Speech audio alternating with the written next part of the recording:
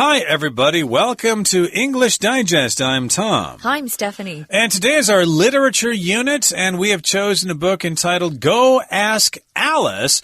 It's the story of a troubled youth during the 1960s, during the hippie era, back in the 1960s when people were experimenting with all kinds of recreational drugs and the problems that they introduced. And the reason we're talking about this particular novel is that we understand that drug use in Taiwan is a problem as well. So maybe this book might be something you might want to consider reading to help you maybe get through some troubled times in your life. Yeah, maybe some of our listeners have heard about a new study that just came out in Taiwan.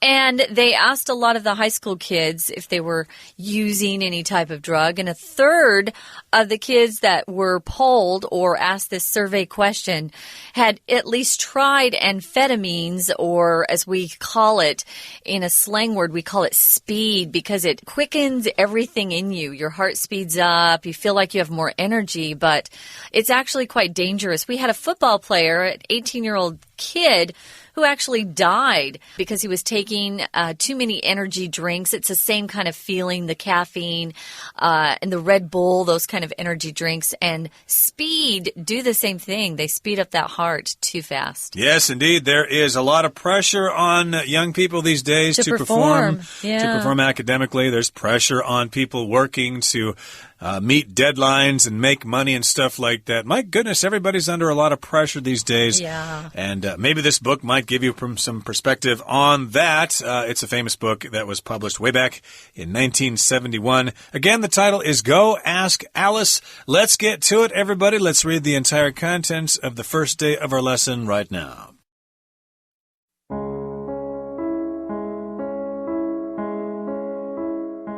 Few novels provide a first-hand perspective into the life of a teenager as well as Go Ask Alice, which takes the form of a diary written by a 15-year-old girl. Alice's diary begins with typical teenage laments about her body, boys, and problems with her parents. She writes about her struggle to make friends after moving to a new city. She confides that she experimented with LSD at a party while visiting her grandparents for the summer. The day after, though still curious about drugs, she vows never to do them again. Her promise quickly falls flat. She spends the summer getting high with her friends. She loses her virginity while high and spends weeks agonizing over whether or not she's pregnant. As her drug use increases, she worries that she doesn't know how to stop.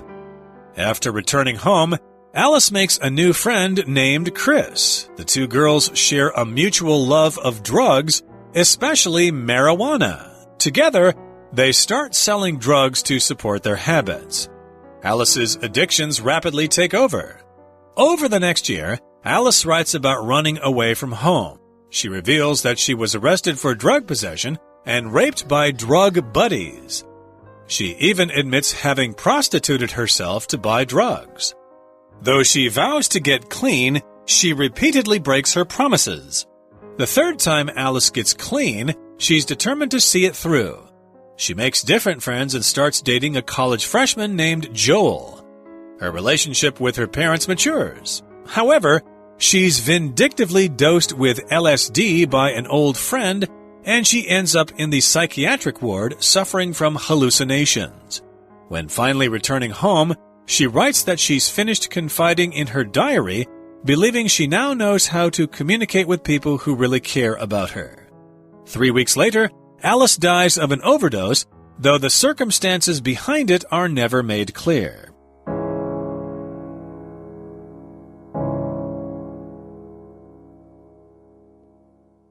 Okay, guys, we're going to go ahead and take a look at the title here.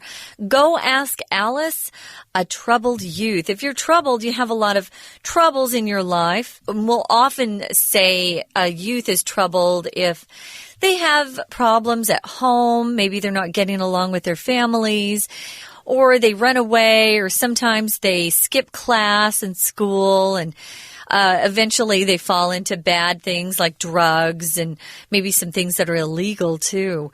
So let's go ahead and look at the first paragraph here. Few novels provide a first-hand perspective into the life of a teenager, as well as Go Ask Alice, which takes the form of a diary written by a 15-year-old girl. Now, it's not a normal teenager. I would say she's definitely very troubled. When I saw the summary of this book, I thought, wow, she had a tough life. And a lot of it is because of troubles with her family, but she got into a group that was using drugs and it really hurt her. Now, when you're talking about a perspective or someone's perspective, it means someone's way of looking at something. It's their opinion about something. And it could also include kind of your attitude about something. It's definitely someone's point of view. Indeed. So this is a first-hand perspective from the first person into the life of a teenager. And the title, of course, of the book is Go Ask Alice. And that takes the form of a diary written by a 15-year-old girl. Think of Anne Frank, The Diary of a Young Girl. That's similar. The book is taking the form of a diary, although whether or not this is nonfiction or fiction has been debated. I guess later they concluded that this was a work of fiction, but I guess for a long time, a lot of people thought it was real, that there really was someone by the name of Alice who wrote this diary, although we never really know that's her name when reading it. We'll get on to that later. But Alice's diary begins with typical teenage laments about her body, boys, and problems with her parents. So teenagers, of course, have problems dealing with certain issues, like your body, it's changing. Are you pretty? Are you attractive enough? Do you have enough curves? Stuff like that. Or about boys. Does he like me? Oh, he's such a terrible boy. He's so obnoxious. Oh, my parents don't understand me. I try to talk to them, but they always change the subject. So she's lamenting about this. And if you lament, of course, you're expressing disappointment or sadness about something. Regret. Regret. There you go. That's a good word. So lament can be a verb and a noun. It sure can. When I was still in music school, I actually sang a song that was called a lament. If a song is kind of like a poem that's expressing a lot of disappointment, regret, sadness, it's sometimes called a lament. Here, we're using it, of course, as a verb. So she's not really happy with her life. We can see that. She writes about her struggle to make friends after moving to a new city.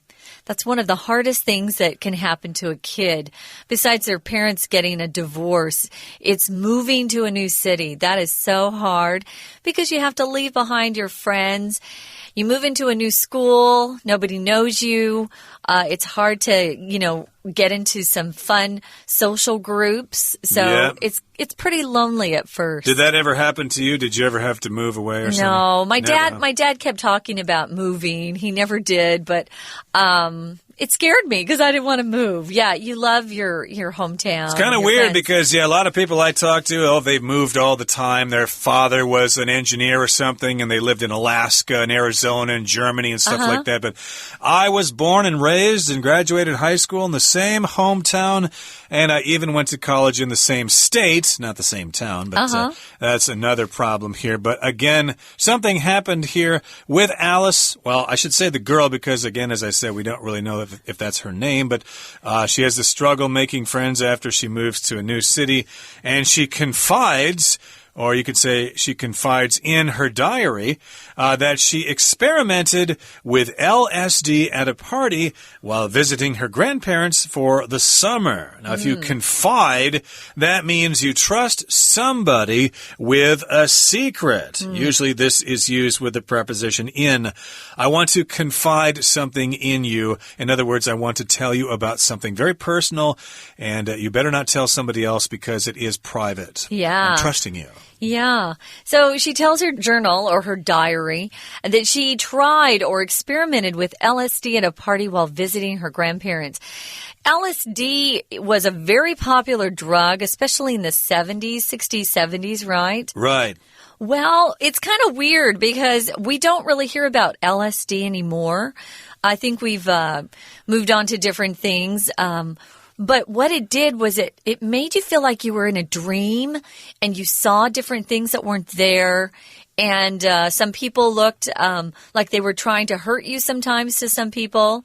a lot of people actually killed themselves or committed suicide while on LSD, not because they didn't want to live, but they thought somebody was trying to hurt them, and some of them jumped out a window. Yeah, back in college, of course, I had friends who experimented with LSD and mushrooms and hashish and stuff like that.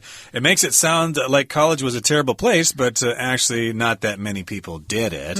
I, of course, wouldn't do that myself. I'm, squeaky clean, I don't have anything like that. But in any case here, yes, she decided to experiment or just try LSD at a party when she was visiting her grandparents for the summer. So I guess she left her grandparents' house for a while. The grandparents totally trusted her, and she went off to a party, and somebody said, hey man, try this stuff here. It'll make you feel really cool. Everybody else is doing it, so you should do it too, Yeah, and he was probably somebody who was cute and much older. Remember, this girl was only 15 when she tried this drug, and that was a really strong drug. The day after she takes the drug, though she's still curious about the drug she took, she vows never to do them again. She writes that in her journal or diary. I doubt she tells her grandparents. If you vow something, guys, it's a very serious, strong promise. Right, so she vows or promises never to do drugs again, never to do them again. Well, let's move on now to the next paragraph. I think maybe just in a couple of seconds we'll do that. I think actually we'll just stop talking and take a break. But hey, please stay tuned. We'll be right back. Hello, 大家好，我是 Trevor， 欢迎收听 English Digest。今天为各位介绍的是 Unit 15的第一天课程 Go Ask Alice, A Troubled Youth 去问爱丽丝脆弱不安的年轻灵魂。第一段说明这本小说以一个15岁少女书写日记的角度来切入主题，讲述爱丽丝的家庭与交友状况，以及如何染上毒品的过程。首先我们看到第一段的倒数第二句 She confides that she experimented with LSD at a party while visiting her grandparents for the summer. 她透露夏天拜访祖父母时在一个派对尝试了迷幻药，其中的 confide, C-O-N-F-I-D-E 是 to tell someone you trust about personal things that you do not want other people to know. 透露、吐露心声的意思。confide 后面常搭配 in somebody. Confide in somebody 就是向某人吐露心声的意思。例如I always feel able to confide in my sister because she never lets out my secrets. 我总是能信任我姐姐，因为她从不会泄露我的秘密。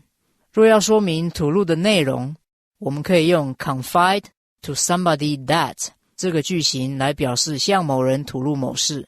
例如 Emily confided to her parents that she didn't have much hope for her marriage.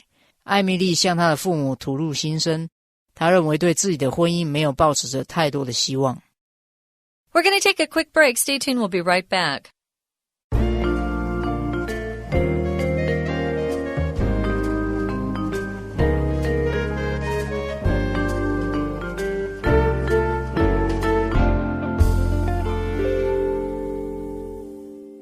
Okay, let's continue talking about Go Ask Alice, which is a kind of diary written back in the early 70s about the life and times of the 1960s.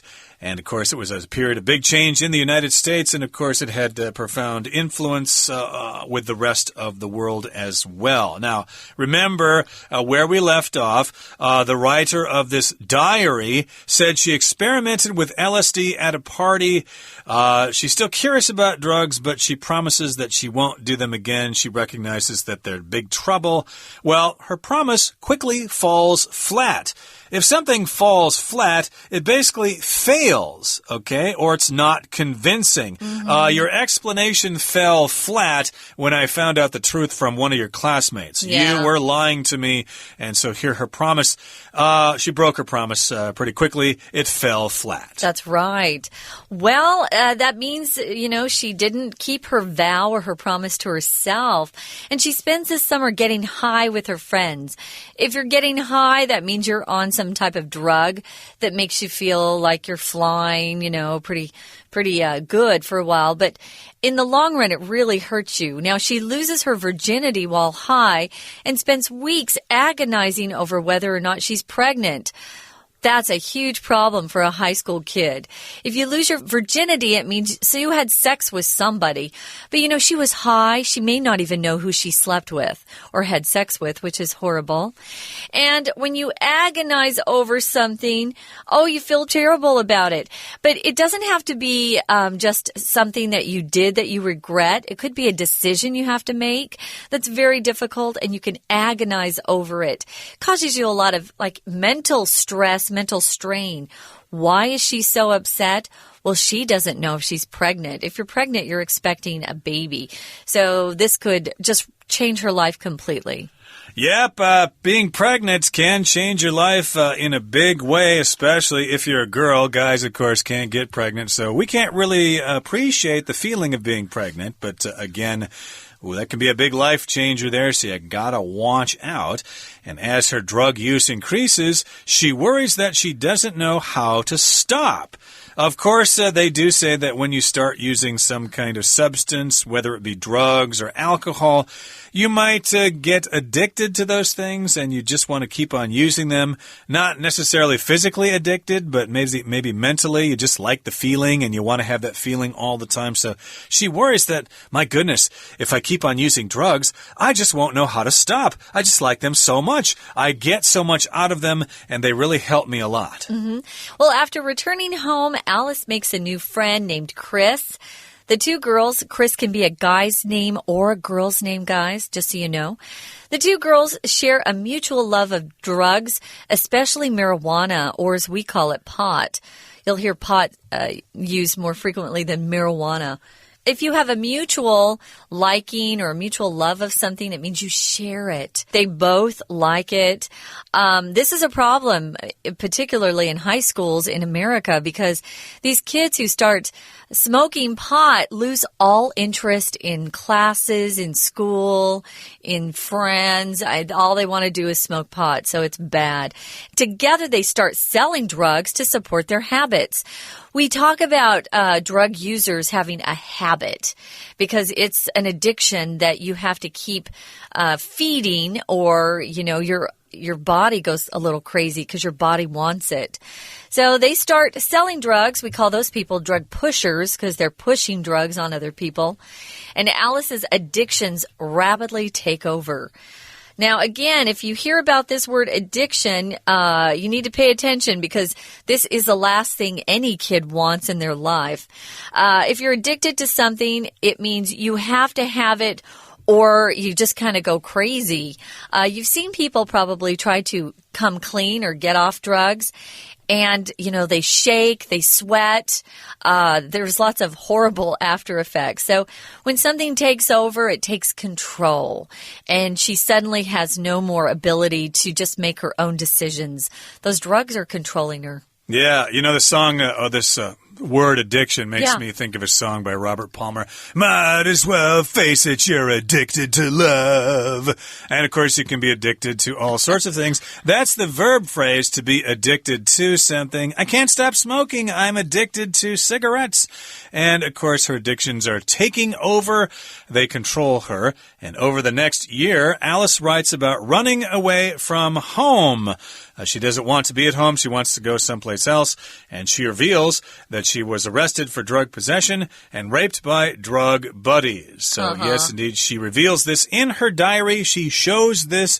She lets people know, at least she lets the diary know, that she was arrested for something. If you're arrested for something, that means the police put the handcuffs on you and put you in jail because you committed a crime. My Uncle Ted was arrested for robbery when he was 25 years old. Not really. I don't have an Uncle Ted. That's just an example sentence. But in any case, she was arrested for drug possession, which means she had drugs with her. So, yes, indeed, if you're carrying around marijuana or amphetamines or whatever, be careful. If the police see you, they might arrest you for drug possession. Ooh, so if you have something, you possess it. We also use possession to talk about things that you own, right? So, unfortunately, what happened to her was she was raped by drug buddies, and she even admits having prostituted herself to buy drugs. So if you prostitute yourself, you say, hey, you can have sex with me if you'll give me money or give me drugs. So now, though she vows to get clean, she repeatedly breaks her promise. Why? She's breaking her promises because she's addicted.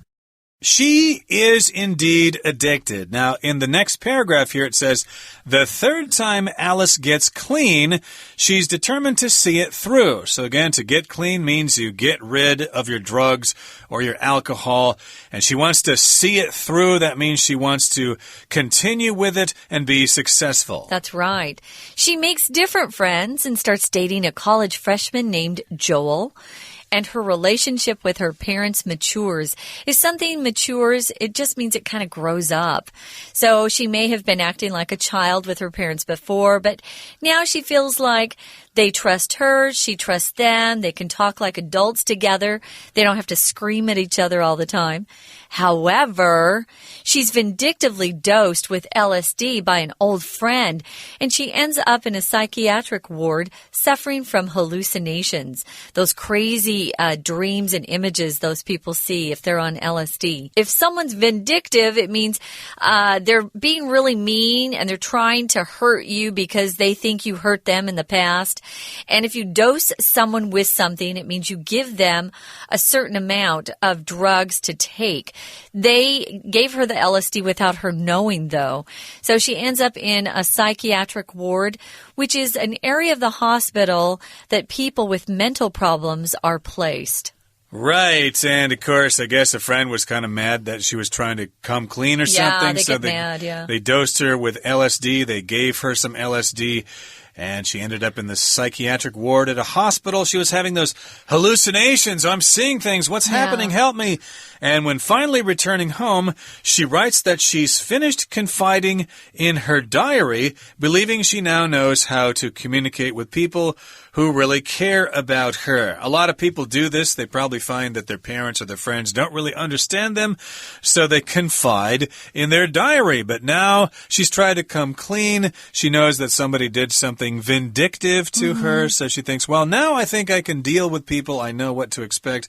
I don't really need to write in my diary anymore, because I know how to talk to people who really care about me. And then 3 weeks later, however, I guess this book has a sad ending. Yeah. Alice dies of an overdose, though the circumstances behind it are never made clear. An overdose means you simply take too many drugs or pills. This can happen if you're taking medication, for example, but most of the time an overdose is with the recreational drugs or maybe with sleeping pills because somebody is trying to commit suicide. Well, she does sadly die of an overdose, though the circumstances behind it are never made clear, which means we don't really know the situation. We don't really know if she took the drugs or if somebody gave her those drugs. We're not really sure. But in essence, we could definitely say that Go Ask Alice is a tale of somebody whose life was ruined through drug use. So it's pretty scary that your life could go off track that much.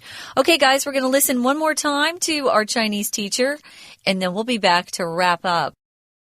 接着我们看到第二段，本段说明爱丽丝与吸食毒品和为了毒品而犯罪的挣扎。她3番2次发誓要 stop using drugs， 但都戒毒失败。我们看到本段的倒数第5句 ，Alice's addiction rapidly take over。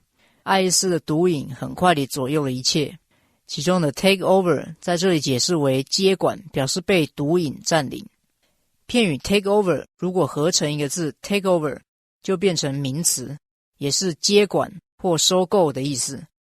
例如 The government has announced a takeover bid of a TV company. 政府宣布了一项电视公司的收购命令。这里再补充2个和 take 相关的片语。第一个 take off 有脱去衣服、起飞、快速走红的意思。例如 Eddie's new book has really taken off. 艾莉的新书已经快速走红。第二个 take on 是雇用、承担、呈现的意思。例如 The big project will be difficult, but I'm ready to take it on. 虽然这项大企划案将会很困难，但我也准备好要承担它。最后我们看到第三段，本段说明爱丽丝痛改前非，结交了新的朋友，且和父母亲的关系也较为稳定成熟。然而她因为被以前的朋友陷害而再次用毒过量，结束了她年轻的生命。本段的第二句 Her relationship with her parents matures. 她和父母亲的关系变成熟了。其中的 mature M-A-T-U-R-E 在此做动词用，是变成熟的意思。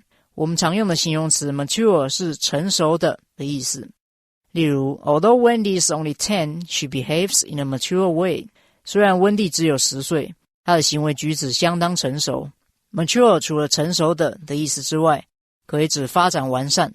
例如 The new leader wants his country to be seen as a mature democracy. 新任的领导想让他的国家被视为一个成熟的民主政体。我们最后再看到本段倒数第三句 When finally returning home, she writes that she's finished confiding in her diary, believing she now knows how to communicate with people who really care about her. 当最后回到家时，爱丽丝写道她不再向日记吐露秘密，相信她现在懂得如何与真正关心她的人沟通。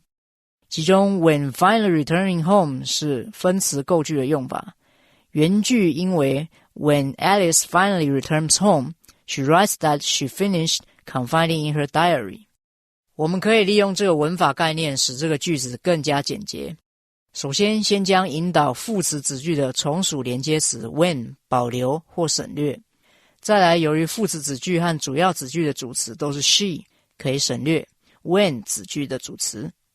又动词 return 在此是主动语态，因此改成 returning。而逗点之后的 believing 也是分词构句的用法。当两个对等句子的主词相同时，为了精简句型，就可以使用分词构句。原句为 She writes that she's finished confiding in her diary, and she believes she now knows how to communicate with people who really care about her. 确定主词相同后，可删去其中一句的主词，接着去掉连接词 and， 再将带有主动意味的动词 believe 改成分词 believing， 就大功告成了。以上就是今天的课程，我们下次再会。Okay, everybody, that brings us to the end of our program for today, but tune in next time. We'll continue talking about our featured work of literature, Go Ask Alice. Make sure you join us again next time. From all of us here at English Digest, I'm Tom. I'm Stephanie. Goodbye. Bye.